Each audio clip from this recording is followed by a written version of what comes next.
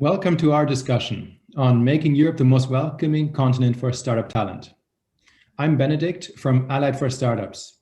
We're a global association of startup associations ranging from Startup Canada to France Digital, bringing the voice of startups to the policy debate. Talent, with a focus specifically on startup visas, has been a founding priority of our organization. So we're delighted to cooperate with Not Optional and Slush to discuss this issue today. In the next half an hour or so, we will deep dive into how startup talent is attracted to given ecosystems, learning from the stories and experiences of this very distinguished panel, and then hone in a bit more where startup visas fit in this picture and what we can learn from tech visa schemes across Europe and what else we can do to attract skilled workers to Europe. With me to discuss this are Keane, Chief People Officer at Farfetch, a former startup that I'm sure you all know, which now employs thousands of people in many countries. Also, we're joined by Peeterson, who recently became head of Startup Estonia, a country we all know as a trailblazer in startups and scale-ups. Also with us is Joop van der Voort, successful serial entrepreneur who is now the CEO at remote.com. And last but not least, Gonz Sanchez, founder and writer at Seedtable. Now, let me tee off our conversation here. We all know that while there are many important ingredients in a thriving startup ecosystem, talent is probably the key one.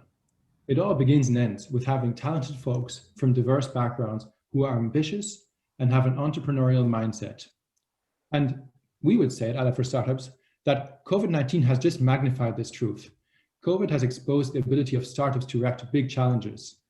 Over 20% of startups actually pivoted their business model in the immediate aftermath of the first wave, from tracing apps to telemedicine.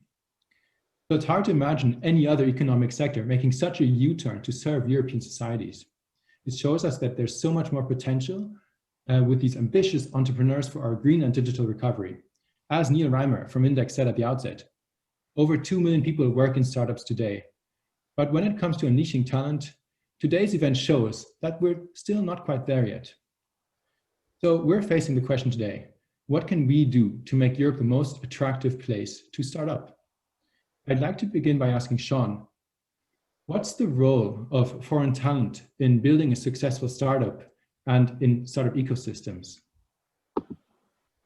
Hi, Benedikt, thank you so much. I think the role really is about making sure that you have access to the talent because obviously, as you mentioned, we've moved on from being a startup into much more of an established business.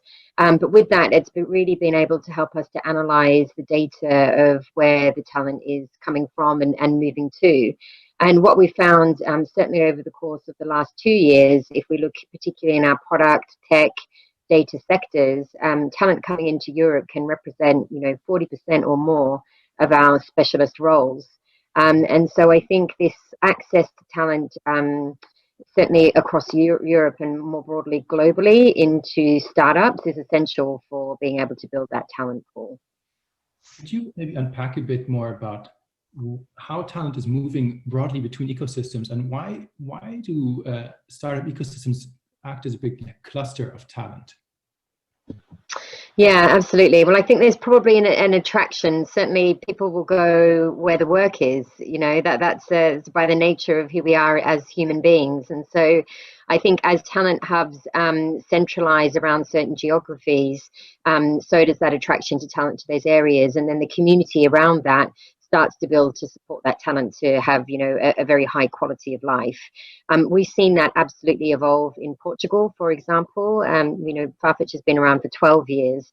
And when I first joined Farfetch 8 years ago, Portugal wasn't necessarily the place to go for technology talent. And now it's probably one of the, most attractive places to be in Europe, amongst other communities, of course. So I think it's a mixture of talent going where the work is, where the attractive work is, and then the communities around them being built to support the infrastructure for them. Maybe bringing in another practitioner, your startup remote.com tries to make the life of businesses hiring talent easier. Maybe you can kick us off by giving us a 30-second elevator pitch about remote.com. Yeah, of course, Benedikt, thanks. So what we do is we just make it possible to hire people in other countries. It's as simple as that. So what I found in the past in other companies is that you find someone great, they live in a different country, you make them an offer, they say yes, and now you're stuck with, how do I pay them? How do I provide them benefits? And how do I do this in a way that's easy for them and easy for me as a business? And what I found in the past is that there really is no way. Like, you either have to set up a local entity and go through all of what is necessary to set up there, which is, I mean, I now know, very hard and very different across different countries. Or you can hire them. It's really as simple as that. And so we do that for you, and we do that for businesses. So we act as a local employer of record. We did all that hard work. We set up in every country in the world, and we take care of payroll, benefits, compliance, taxes, and everything that comes with employing someone locally. So viewers will also be able to see from the cool gear you have around you that you're also a successful podcaster. And I think your podcast is about remote working. With COVID-19 and everybody here becoming experts on Zoom calls and working remotely, will we even still need startup ecosystems to cluster and cross-pollinate by having entrepreneurs being in the same place at the same time? I'm not sure if we need it, but I think the important thing to acknowledge is that it's kind of nice to be together. That's, people that, like myself, that advocate for remote work, we don't necessarily advocate for a world in which we're all working from home all the time, let alone being forced to do so because of a pandemic. We believe that it's a great freedom to be able to work from wherever you want, but it doesn't mean that it's not nice to be together. And actually, what I find is that a large majority of people enjoy working from wherever they want. It might be from home, but at least part of their time spent together with other people, working or not. And so, yeah, there's good reason for ecosystems to exist. And in addition to that, it's important for there to be a place to get together, to work together, to find peers, to connect with other similar businesses. That historically has always been a great driver of creativity, to see other people working and to hear from their ideas. So yeah, there's absolutely a need for this. No one wants to be sitting always at home all of the time.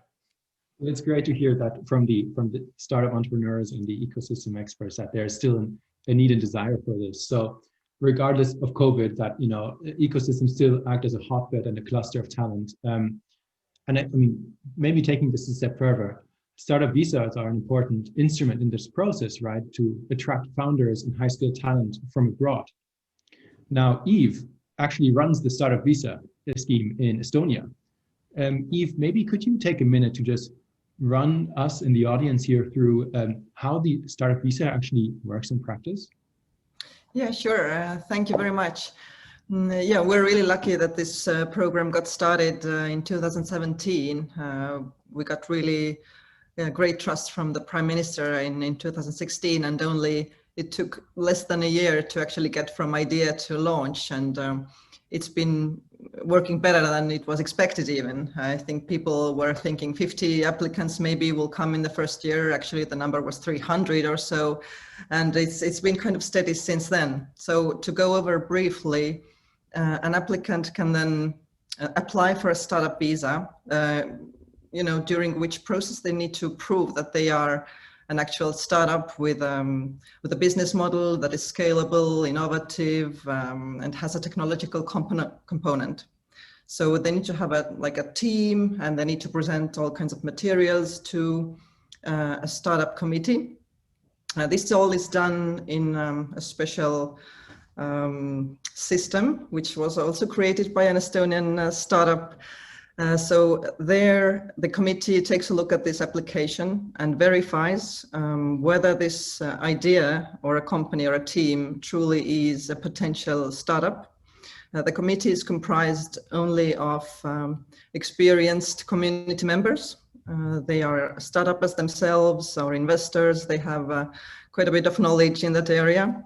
So if that startup idea or a team gets a yes, they get a unique code which they can then use to apply for a visa or a temporary residence permit in an easier way.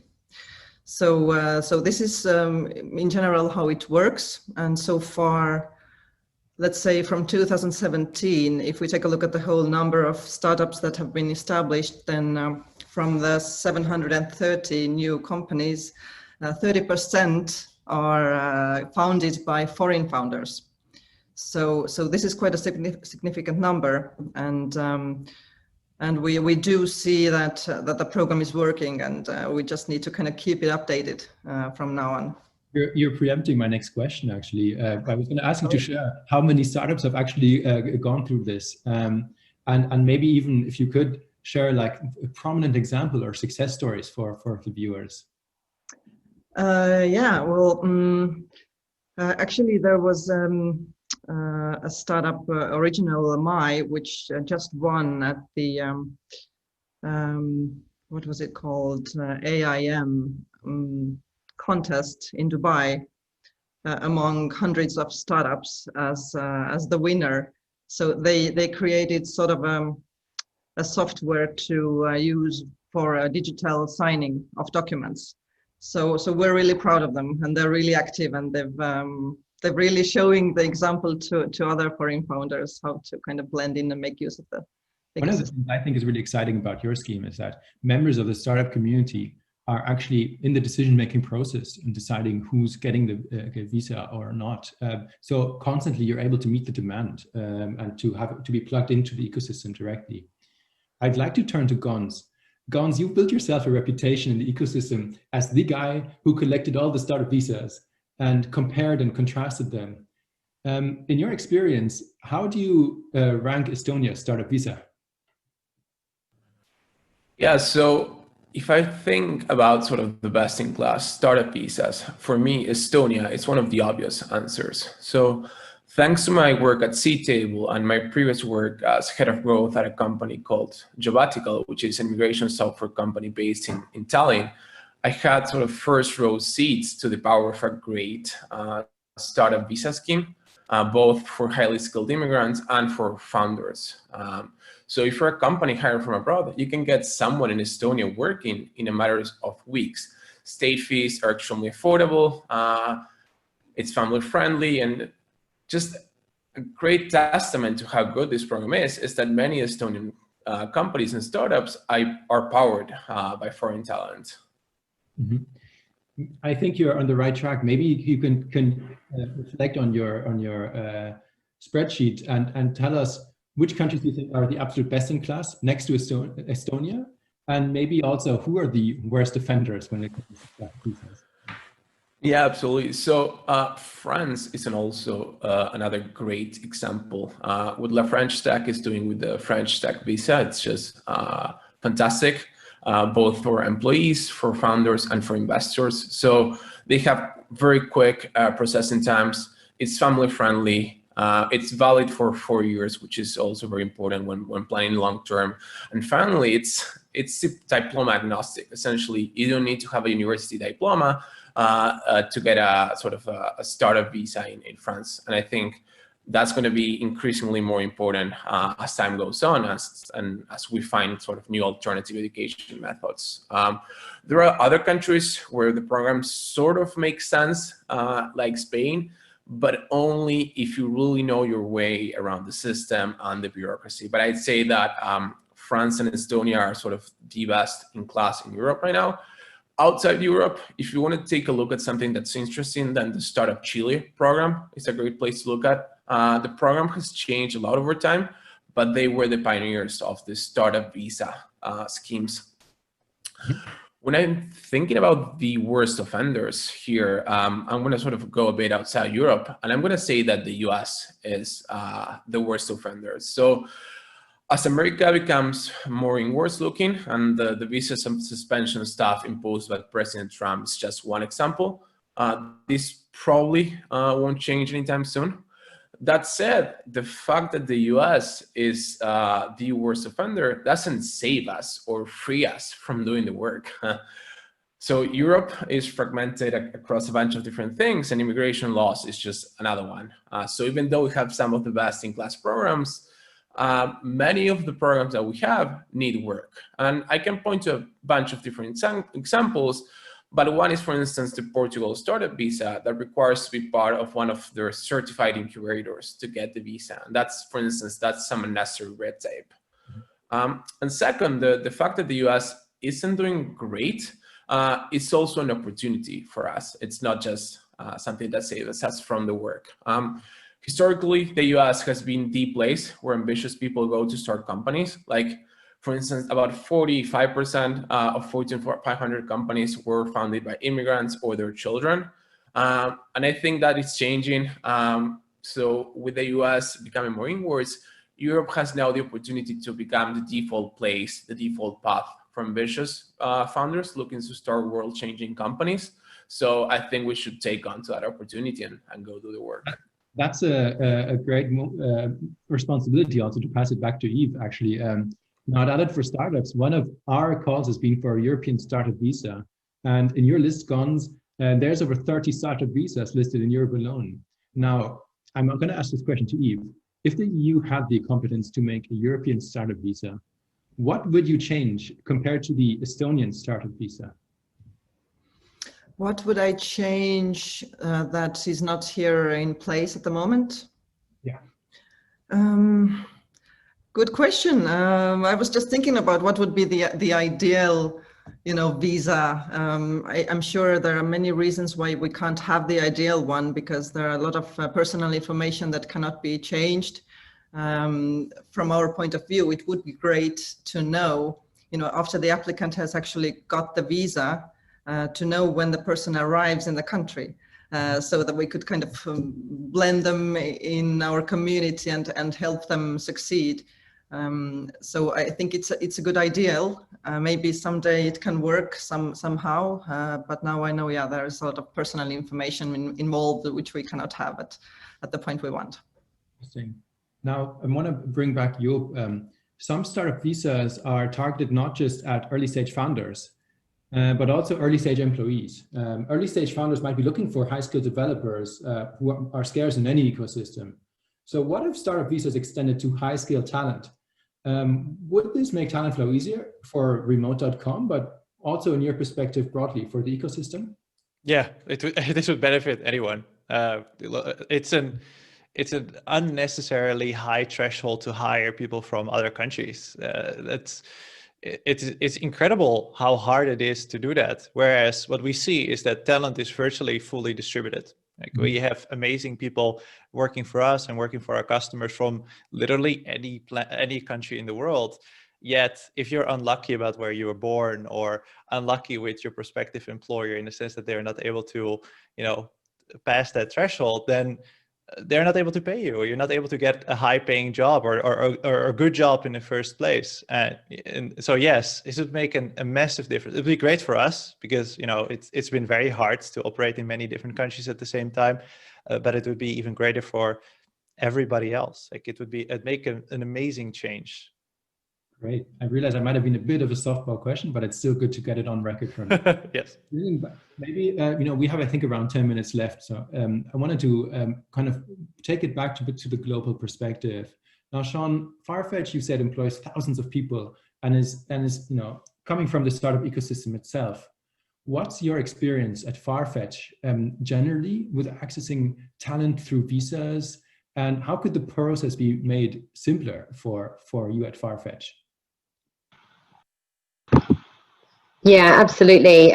So I think the two biggest concerns that we have with accessing talent is firstly, we're desperate to get our hands on the global talent because, like Joop has said, we want talent to work in anywhere, but more broadly, if we want to bring them to an area that we have our offices, pre-COVID world, there's a huge amount of red tape to go through to do that, whether you're a startup or an established business. So the two things that I think are frustrating that I'd love to see change is the overall cost, because it's not just the visa cost itself, it's everything around the relocation, which sometimes can be, double or more, depending on the country that you're moving to or from, in the overall relocation for rounded experience.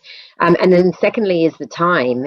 You know, there is time associated to the visas that you see in all of the documents, but often visa processes get blocked or delayed, and that has a real detrimental effect on the business, particularly if you're a startup and you're wanting to get products and services developed. Maybe could you just unpack that maybe with an example on talent flows? What are some of the best tech talent related policies you've come across globally? You know, I can imagine you must be plugged into many different ecosystems. So what's it like navigating that, and you know, what's kind of been the easiest government bureaucracy for you to be hiring talent with? I'm not sure there is an easy one. I'd be lying if I said that there was. I'm afraid it doesn't matter what region you're in or what visa process you've got. I haven't seen a visa process work in any region that we've recruited from or to where it hasn't been caught up in some sort of delay or red tape or additional cost. I'm afraid. Sorry to not be more positive on that one. I think it shows, it speaks to the fact that there's room for improvement, and to the title of the whole event here, that Europe has an opportunity to move forward and set a new benchmark. I'd like to bring in Gonz again to kind of compare us to maybe some of the other big ecosystems. You already started doing a little bit of a comparison, Gonz. Is there any best practice in other countries, maybe other tech leaders like Israel, that you think we should be adopting here in Europe tomorrow? Great, great question. So I did a comparison to the US. So let me talk a bit about the best practices. So for employees, for instance, like the two things that I think are key right now are fast processing times, just like Sean mentioned. And because, for instance, team leaders at companies don't want to wait like 6 or more months for an engineer, and startups don't have that luxury of waiting. And then finally, like no diploma required, like because this disqualified many fantastic employees. Like there are other things that are important, like for instance, allowing family members. But funny enough, it rarely is about the cost. Companies are willing to pay a fee or a third party for talent. We see that with recruiters all the time, for instance. The main problem is the complexity and the red tape around it, the waiting times and the lack of transparency. So anything we can do to streamline that process, make it faster, make it transparent, and make it democratic, I think that's something we need to implement yesterday, not tomorrow. Like the ambition. Before we go to wrap up, I wanted to bring in Job one more time, because you laid out at the start how rules and regulations can be, you know, difficult for your startup remote.com. I guess that's part of what you're setting out to help others navigate. Now, I'm sure when you speak to politicians, they would say, now we have these rules and regulations for good reasons. We want to know who you are and protect employees and all of that. And at the same time, imagine you saying that you're actually trying to make their lives easier. So do you have an idea how we can be making some of these rules easier, less painful for you, I guess, without scrapping them? I think it's good to think about first principles here. What do you want to achieve as a government? And if you think about talent, what you see is that if people in your country or even from other countries and coming into your country have the ability to earn significantly more money through ways and still pay taxes locally, that's good for everybody, and everybody enjoys from that, including the government itself. And what we see is that we get an enormous amount of pushback from even just us trying to bridge that, and for us giving opportunities to local talent and trying to help other organizations bridge the massive bureaucratic gap here. So yeah, what are you hoping to achieve by making it hard for companies to employ people in your country or vice versa? Because ultimately it benefits everybody when, you know, a young person out of university joins a startup that blows up, and the startup might be in a different country, but they'll end up making an incredible amount of money over which they will pay taxes. So it benefits everybody. And really, that's how I think about it. Yeah, I think that's really inspiring, actually. So wrapping up, I'd like to give everyone, 20 seconds, 30 seconds to share a final thought, or any big announcements you have, or say anything where I had to cut you off, or to make your one pitch to your one ask to policymakers in attendance here. Maybe starting with Sean. So my 20 seconds is that from all the analysis that we've done alongside local talent, and part of the reason why we would want the visa processes improved is that it's proved that our people that we have recruited into either Portugal or the UK from other regions over the last year represent 80% of our high performers at 8%. So I would say it's absolutely worth the investment. Super. Eve. Yeah. First of all, I wish everybody would come to Estonia to work. So everybody who's listening, this is my pitch for Estonia. But on the serious side, I hope really that the government keeps their trust in the startup as the new economy that will kind of bring us all into a better future. And that's my faith. Gonz. Yeah, +1 to what Eve said. Estonia is fun. But my advice to policymakers is that talent and the technology companies that hire them are your customers or your users. So in like typical startup lingo, I'd say go talk to them, understand what their needs are, figure out how you can help them, and then go do the work. Joop. We have a massive opportunity in Europe, especially related to the things that are happening in the United States, as Gonz mentioned, to really become a startup hub. But we really need to get our shit together on a bunch of things. We need to make it easy to work across borders. We make it easy to receive stock options and issue those to your employees. And it should be understandable how to deal with anything that comes with that, whether that's taxes or immigration or visas. If we nail those things, and we really can, because it happens elsewhere in the world, we have a massive opportunity of becoming the future startup hub of the world. Now, on that upbeat note, I'd like to thank you all for this amazing conversation. I think in 30 minutes, we covered a lot of ground here. Startup visas are an important tool in the policy kit to kickstart our economies post-COVID and leverage startups' growth. We're at Allied for our startups, we're really enthusiastic about the potential of startup visas and maybe even a European approach on startup visas. Now, for now, I'd like to thank the panelists for their contributions, for putting up with me as an impatient moderator, and to Not Optional and the team behind it for this super timely event. We're looking forward to the next agenda item and are now throwing the virtual baton over to the fireside chat. Thank you, everyone.